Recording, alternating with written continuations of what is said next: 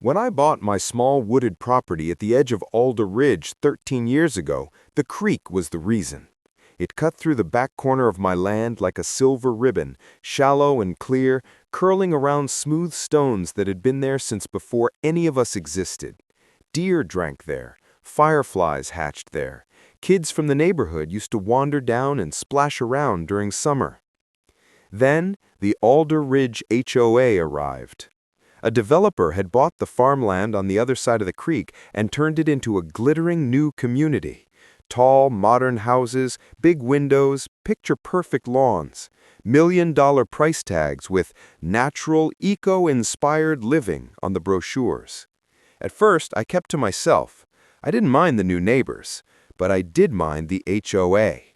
They had rules for everything: fence height, mailbox shape, grass color. I'm not exaggerating. And though I didn't live inside the subdivision, they acted like they had jurisdiction over anything within eyesight.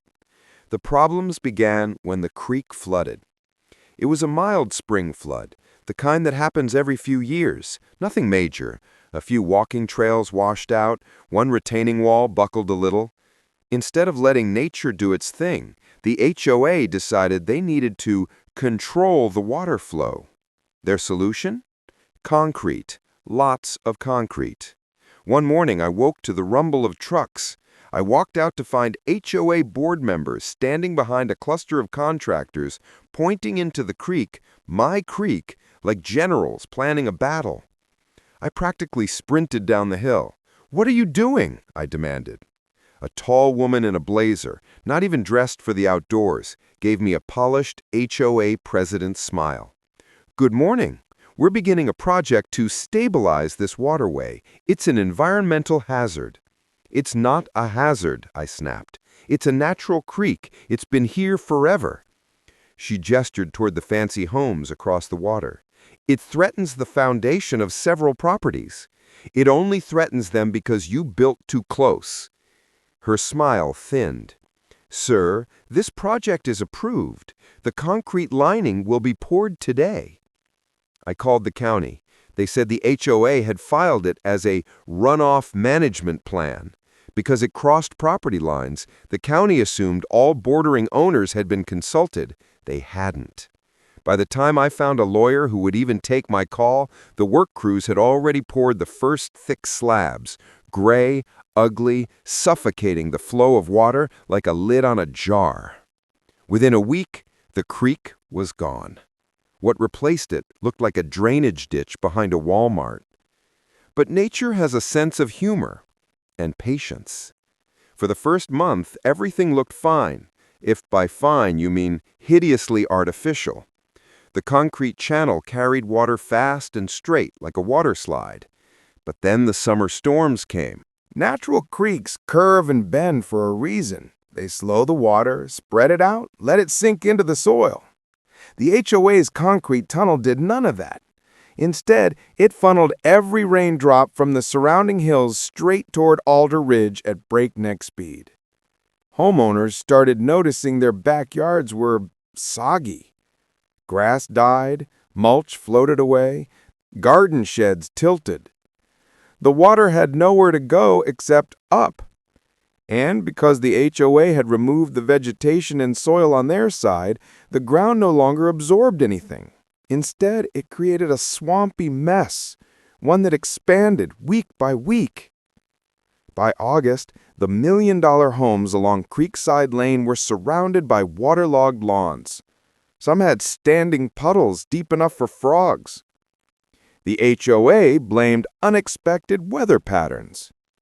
Then Hurricane Marella hit. It wasn't even a direct hit, just the outer bands. But with the concrete channel acting like a highway, the water shot through my property and blasted straight into Alder Ridge. The artificial banks overflowed like a bathtub with the faucet left on. Basements flooded, crawl spaces filled with muddy water. Two of the expensive homes shifted slightly on their foundations. One homeowner swore he saw fish swimming across his patio. And on my side, my land handled it just fine. The water spread over the natural ground, slowed by trees, absorbed by soil. just like it always had. 3 days later, the HOA showed up at my door again. Same woman, same blazer. "We need to discuss solutions," she said, soaked shoes squelching on my porch. "I told you what would happen," I replied. She forced a smile. "We were hoping you'd consider allowing us access to your property to remove some obstructions that are redirecting water." "You mean the trees?" I asked. "We prefer the term barriers." I shook my head. "Not happening." "Then we'll have to escalate legal action." "You go right ahead. My lawyer has been waiting for this." Turns out, the HOA had violated several environmental regulations when they altered the creek without proper permits or landowner consent. Their runoff plan didn't match what was actually built. The state's environmental agency got involved. It became a mess of fines, lawsuits, and public embarrassment. The concrete was eventually ordered to be removed. But by then, the soil on the HOA side was so damaged, it turned into an almost permanent marsh. Years of restoration work would be needed. The million-dollar homes? Their property values tanked like anvils in a lake. And me? I still have my land. I still have my creek, slowly healing, trickling back into its old path. Every evening I walk down to the water's edge and listen. Birds have returned, frogs croak again. The fireflies came back this summer. Nature forgives, eventually. But the HOA? They're still drowning in their own swamp. The saga of Marsh Creek Estates was, for a time, a gilded testament to American success. Perched on a gentle rise in the verdant heart of the state, its 52 homes, each a custom-built monument of stone and glass, valued at well over $1 million, promised an exclusive, serene lifestyle. But beneath the manicured lawns and imported shrubbery lay the community's ancient, humble heart, Oak Haven Creek. For millennia, Oak Haven Creek had been the silent, natural drainage system for the entire watershed. A lazy, winding ribbon of water bordered by native reeds and willow saplings, it performed its duty flawlessly, channeling seasonal rains and snowmelt away from the higher ground where the estates now stood. The rise of the Aesthetics Committee. The Homeowners Association of Marsh Creek Estates was dominated by a triumvirate of meticulously organized, hyper-vigilant residents. Their focus was absolute: aesthetic perfection and maximizing property values. In the summer of their third year, a new board president, a retired real estate mogul named Mr. Alistair Finch, took aim at the creek. "It's a disgrace," he declared at a community meeting, gesturing dramatically at a patch of natural cattails. "It looks like a mosquito swamp. That natural mess is dragging down our comps. We need to beautify it, turn it into a structured, maintenance-free water feature." His vision? Replace the meandering, vegetated creek bed with a clean, straight concrete drainage channel. He argued it would be a permanent engineered solution that would eliminate the eyesore of wild growth and offer superior, predictable drainage. The creekside property owners, including a retired hydrologist named Mrs. Elena Vector, vehemently objected. "Mr. Finch, you cannot pave over a natural floodplain," she warned, her voice steady but urgent. "That meandering shape and the soil's permeability are what manage the water. A concrete channel will simply funnel the water faster without allowing it to absorb, turning a slow current into a miniature torrent in a storm. You are creating a hydraulic nightmare for the properties downhill." Mr. Finch, however, dismissed her concerns with a patronizing wave. "With all due respect, Mrs. Vector, this is a planned community, not a nature preserve. Our engineers have designed a channel with more than adequate capacity. This is about progress and value." The board, swayed by Finch's corporate confidence and the siren call of increased aesthetic uniformity, voted for the plan. The reckoning. The construction took 6 weeks. Heavy machinery ripped out the ancient creek bed, crushed the vital riparian zone, and laid down a 2-foot-thick layer of reinforced concrete, forming a sharp, trapezoidal culvert. The natural drainage artery was now a flume, a rigid, water-repelling scar. For nearly a year, Finch and his allies celebrated their upgrade. The concrete was easy to maintain, its edges were sharp and clean, and the new HOA newsletters touted the modernization of our water management system. Then came the September storm. It was not a hurricane, just an unseasonably heavy, prolonged rain event, the kind that, historically, Oakhaven Creek would have gracefully managed. Within 2 hours, the newly concreted channel was overwhelmed. Mrs. Vector's warning proved chillingly accurate. Because the water could not be absorbed by the soil and was forced into a narrow, smooth path, it moved with unnatural velocity. The engineered channel, built to handle a predictable volume, simply could not cope with the speed. Water began to sheet over the top, not just spilling, but being flung by the concrete speedway. In a once peaceful neighborhood, nestled among scenic views and flowing waters, a bold decision by the Homeowners Association, HOA, transformed a vibrant creek into a concrete wasteland.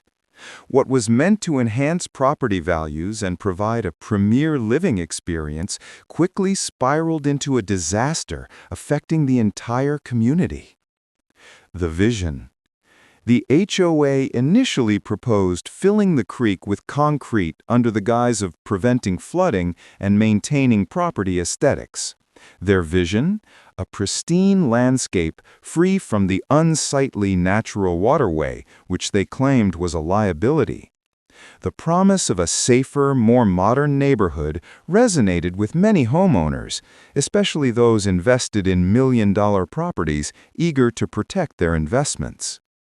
The fallout. However, the reality was far from the envisioned paradise. With the creek filled, water had nowhere to go. Heavy rains soon turned the area into a swamp, saturating properties and leading to a host of new problems: flooding basements, attracting mosquitoes, and compromising landscaping. Homeowners found themselves stuck in a mocking irony. Their multi-million-dollar homes now bordered a stagnant, muddy disaster. Community backlash.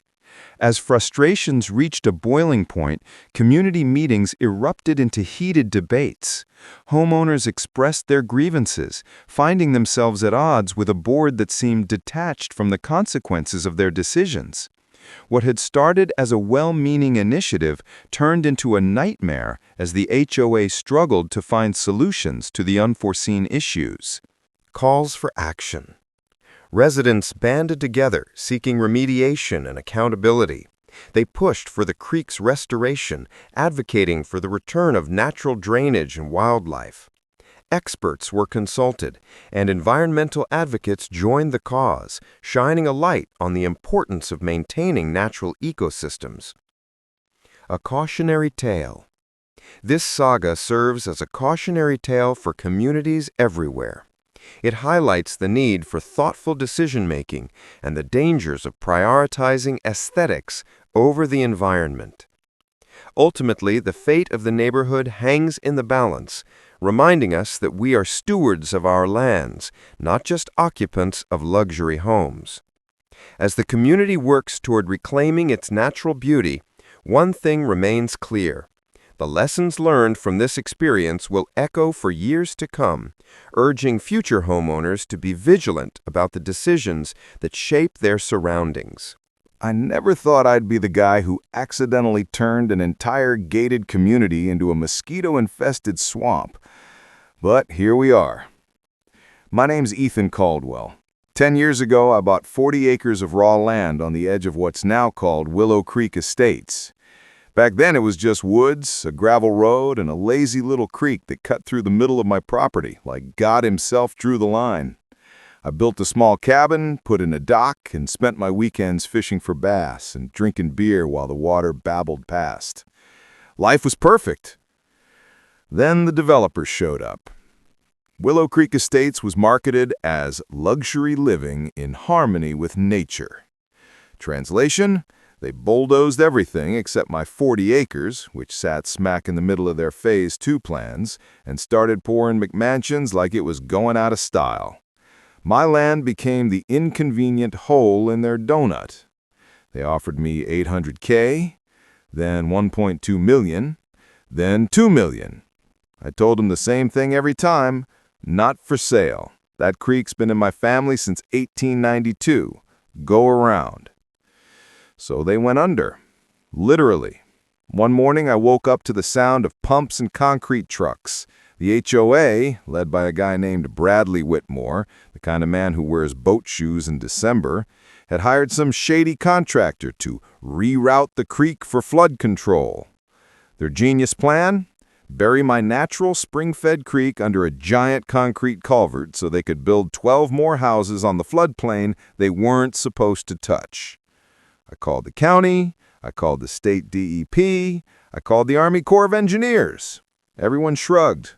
Permits were filed, they said. Looks legal.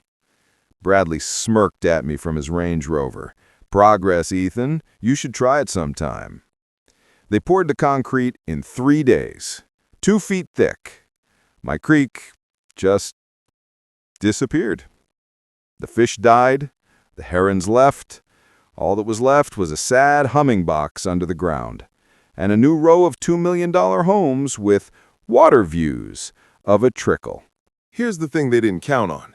That creek wasn't just a creek. It was the drainage for 400 acres of wetlands upstream. For years, it carried water gently downhill and into the river 2 miles south. Now, that water had nowhere to go. The first big rain came in April, then another in May. By June, the fancy backyards of Willow Creek Estates were underwater. Not flooded, underwater. We're talking koi fish swimming through sunken patios, Teslas floating like bumper cars. Bradley's infinity pool now connected directly to his living room. The HOA sued me, of course. Claimed I must have dammed the creek upstream or sabotaged drainage. My lawyer, a buddy from high school who hates HOAs more than I do, showed up to the deposition with a single photo. Me, standing on my porch, holding a beer, watching their neighborhood turn into Lake Whitmore. The judge laughed so hard he had to call recess. Turns out, when you encase a natural waterway in concrete without proper outflow engineering, Mother Nature gets creative. All that water backed up into their development like God himself was taking a piss on their marble countertops. They've spent $4.8 million so far trying to fix it. Punks, retention ponds. Some guy even suggested drilling holes in the culvert to let the creek breathe. Yeah, good luck with that. Last week, Bradley showed up at my door again. No boat shoes this time. Just soggy sneakers and the look of a man who's been sleeping in a hotel for 6 months. "Ethan," he said, voice cracking, "what does it take?" I smiled, took a sip of my beer, and pointed to the creek, my creek, that's flowing again. I'd quietly bought the 20 acres upstream last year, installed a few decorative boulders, nothing illegal, just redirected things back to how they were in 1892. I told him the price went up. $15 million.